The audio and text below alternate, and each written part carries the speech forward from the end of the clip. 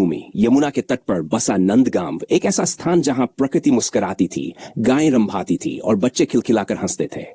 इसी पवित्र भूमि में यशोदा और नंद बाबा के घर जन्म लिया था एक अद्भुत बालक ने, श्री कृष्ण। वह बालक सामान्य नहीं था। उसके नेत्रों में ब्रह्मांड की झलक थी। उसके क्रीड़ाओं में ईश्वर की लीला छिपी थी। श्री कृष्ण का बचपन बाल लीलाओं से भरा हुआ था। वह कभी गायों के साथ जंगलों में विचरते तो कभी गोपियों के मटकों से माखन चुराते। परंतु यह माखन चोरी मात्र शरारत नहीं थी, बल्कि एक दिव्य संदेश भी छुपा था उसमें। संसार के मोह को त्याग कर सच्चे आनंद की ओर बढ़ने का संकेत। बालकृष्ण और माखन चोरी एक दिन की बात है। सुबह का समय था। नंदगांव में सूर्य की किरणें धीरे धीरे फैल रही थीं।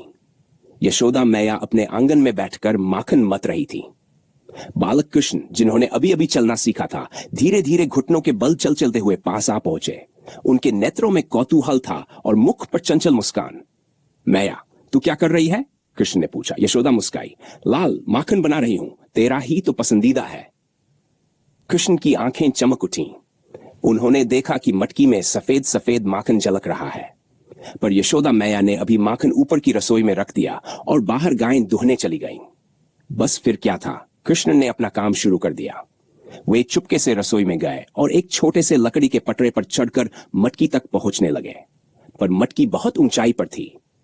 बालकृष्ण ने इधर उधर देखा, अपने मित्रों को बुलाया और एक योजना बनाई। छोटे छोटे ग्वाल बाल इकट्ठा हुए। सबने मिलकर पिरामिड बनाया, एक बच्चे के ऊपर दूसरा और सबसे ऊपर श्री कृष्ण। जैसे ही वे मटकी के पास पहुंचे, कृष्ण ने मटकी से माखन निकाला और सब मित्रों को बांटना शुरू कर दिया। सबने मिलकर खूब आनंद लिया। तभी यशोदा मैया आ पहुंची। कन्हैया, उन्होंने पुकारा।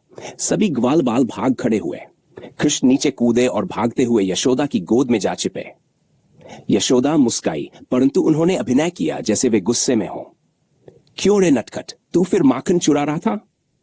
कृष्ण ने मासूम चेहरा बनाया। मैया, मैंने तो कुछ नहीं किया, माखन तो बिल्ली खा गई। बिल्ली? यशोदा ने हंसते हुए कहा। और तेरे मुख पर माखन कैसे लगा? कृष्ण बोले। मैया, वो बिल्ली माखन खाकर मेरे गाल चाट गई, इसलिए लग गया। यशोदा हंसी नहीं रोक सकी और कृष्ण को गोद में उठा लिया। कालिया नाग का वध। कृष्ण की बाल लीलाएं केवल मस्ती तक सीमित नहीं थीं। वे सच्चाई, न्याय और धर्म की रक्षा के लिए भी प्रयत्नशील रहते। यमुना नदी में कालिया नामक विषैला नाग था, जिसने जल को विषमय बना दिया था। गांव वाले डरे सहमे रहते। एक दिन कृष्ण ने निश्चय किया कि वे इस संकट को दूर करेंगे। वे चुपचाप नदी के पास गए और जल में कूद पड़े। कालिया नाग ने उन्हें देखा और क्रोधित हो गया। वह विशालकाय फुफकारते हुए बाहर आया और कृष्ण को अपने फनों में जकड़ लिया। पूरा गांव इकट्ठा हो गया। यशोदा रोने लगी। मां, लेकिन कृष्ण शांत थे। तभी चमत्कार हुआ।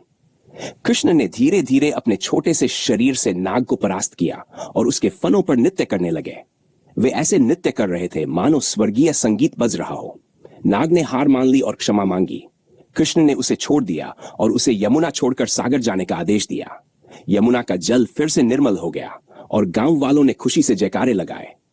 कृष्ण कन्हैया लाल की जय। श्री कृष्ण का बाल प्रेम। श्री कृष्ण के हृदय में सबके लिए प्रेम था। मनुष्यों के लिए, पशुओं के लिए, प्रकृति के लिए। उनकी बांसुरी की धुन सुनकर गायें अपनी चरवाही छोड़ देती, पक्षी चहचहाना भूल जाते और गोपियां सब कुछ छोड़कर कृष्ण की ओर खिंची चली आती। एक दिन राधा जी, जो कृष्ण की परम सखी थी, बोली, कृष्ण, तू इतना सबका प्रिय क्यों है? कृष्ण मुस्कुराए। क्योंकि मैं प्रेम देता हूं, बिना किसी शर्त के। जो भी मेरे पास आता है मैं उसे अपनाता हूं।